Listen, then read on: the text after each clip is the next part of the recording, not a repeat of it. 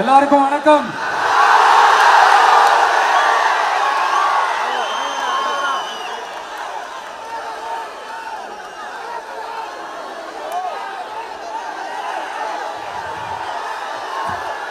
கிட்டத்தட்ட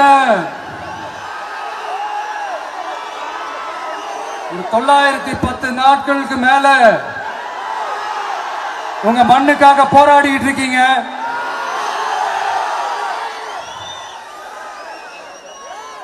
உங்க போராட்டத்தை பத்தி ராகுல்னு ஒரு பையன், சின்ன பையன் பேசுனது நான் கேட்டேன். அந்த குழந்தையோட பேச்சு மனசு ஏதோ செஞ்சிருச்சு. உடனே உங்க எல்லாரையும் பார்க்கணும்னு தோணுச்சு, உங்க எல்லாரையும் கூட பேசி ஆகணும்னு தோணுச்சு.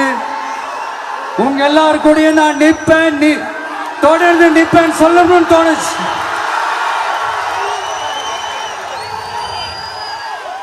ஒவ்வொரு வீட்டுக்கும் ரொம்ப முக்கியமானவங்க அந்த வீட்டில் இருக்கிற பெரியவங்க தான். அதே மாதிரிதான் நம்ம நாட்டுக்கு ரொம்ப முக்கியமானவங்க உங்களை மாதிரி விவசாயிங்க தான்.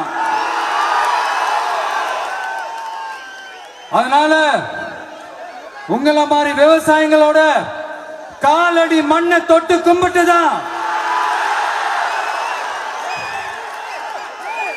என்னோட பயணத்தை தொடங்கணும்னு ஒரு முடிவோட தான் இருந்தேன். அதுக்கு சரியான இடம் இதுதான் எனக்கு தோணுச்சு.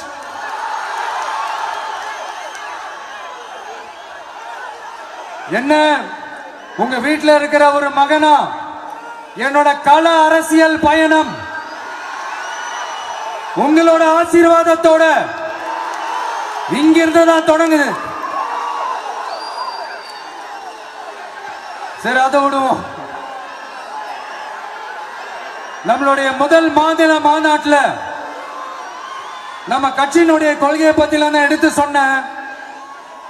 அதுல ஒண்ணுதான் இயற்கை வள பாதுகாப்பு.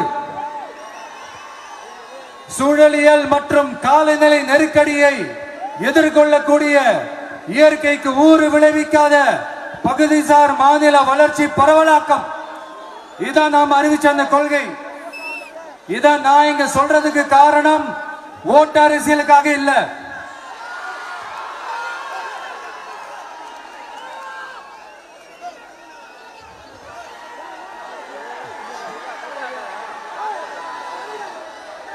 இன்னொரு தீர்மானம் அதே மாநில மாநாட்டில் நான் சொன்னேன்.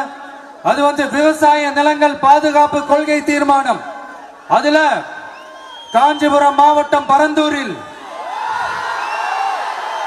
1000க்கும் மேற்பட்ட ஏக்கர் பரப்பளவில் 13 நீர்நிலைகளை அழிச்சு சென்னை நிரந்தரமாக வெள்ளக்காடாக்கும் திட்டத்தை ஒன்றிய மாநில அரசுகள் கைவிட வேண்டும் வலியுறுத்தின. அது மட்டும் இல்லாம இந்த மண்ணுக்காகவும் மக்களுக்காகவும் நம்ம விவசாயிகள் பாதிக்கிற இந்த திட்டத்துக்கு எதிராக சட்ட போராட்டம் நடத்தவும் தயங்க மாட்டோம்னு சொல்லியிருந்தோம்.